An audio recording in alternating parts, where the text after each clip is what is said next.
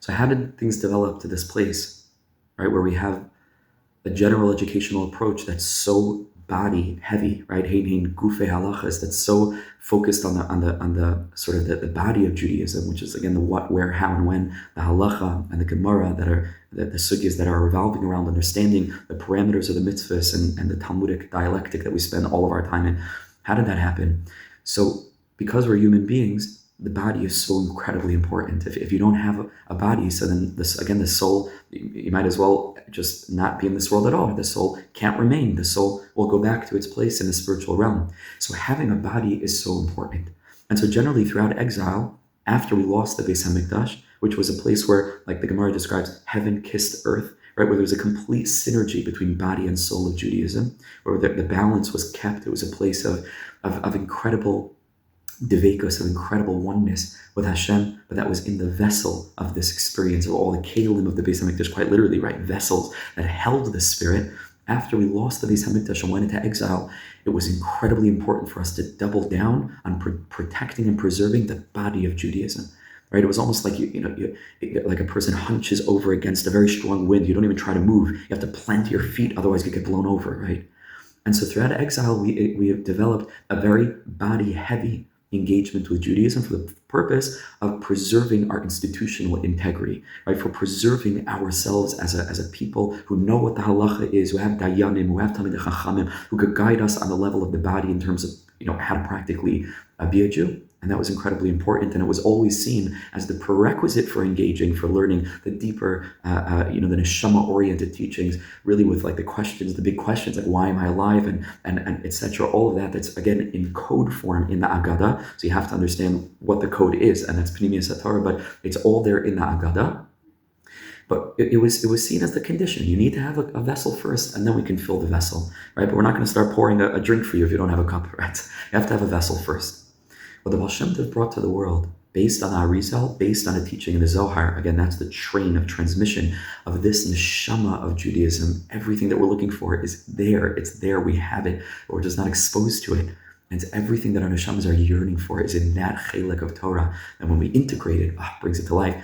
But the Baal Shem Tov brought to the world that as the exile comes to a close, and as we get closer and closer to the coming of Mashiach, this light of the Pnimius of Torah, of the Neshama of Torah, is more and more and more accessible because it's more and more necessary. It's urgent. We can no longer wait. So that, okay, after 15 years of learning Gemarah, so then maybe I'll open up some of the deeper svarim of the Ramchal and Chassidus or Rabbi Nachman and the Balatanya and other things that will fill my vessel.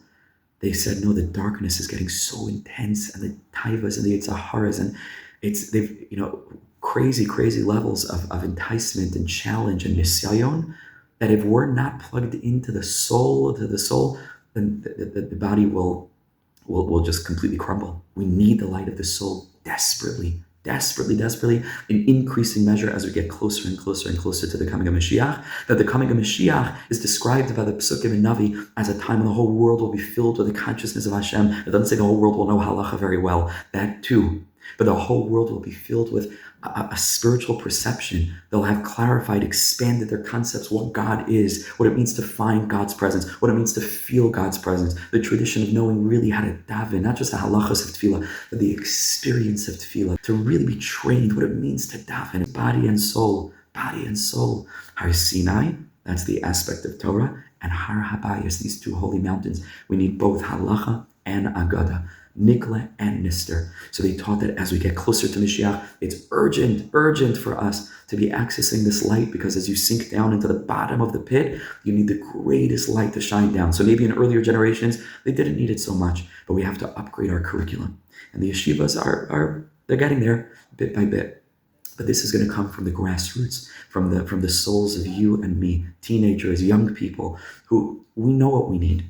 And there were tzaddikim who made this clear to us. It's all open. The svarim are there in the next final video. I'm going to give you some resources to look at, and hopefully we'll include some links to start discovering this Torah. It's everything that I spend literally every waking minute of my life thinking about, dreaming about, because I was you. I was a teenager not so long ago, And this was everything I was looking for. I suffered and I struggled, and it was so painful for me because not because I was trying to be a rebel. It's just that I wanted to know about my soul. I wanted to know about Yiddishkeit. Tell me something deep. Tell me something compelling. And I couldn't find it. I couldn't find it. And then I discovered it. Oh, and it changed my life. And it wasn't, okay, now I only learn Hasidus. No, it made me want to learn Gemarah more, because Gemarah is where you find it. Right? Gemarah is the vessels, that every halacha is like mind-blowing, because you see the sod, you see the panemius of it, and it's life-changing. So as we get closer and closer to the end, this is what our neshamas are yearning for, and especially after the year 1840, the Leshem, it's a big Litvische, Mekobel writes as the tradition from the Vilna Gaon, everything changed after 1840, without getting into this now, where even what was prior not accessible, and maybe you're not allowed to learn it until you're 40, he says none of that applies anymore. None of that applies. The Torah is an open book. Our neshamas are capable of handling it, and we desperately need it. It's oxygen. In the next video, we'll go into some resources, and I'm always available to anybody who wants to reach out to discuss this further. Thank you.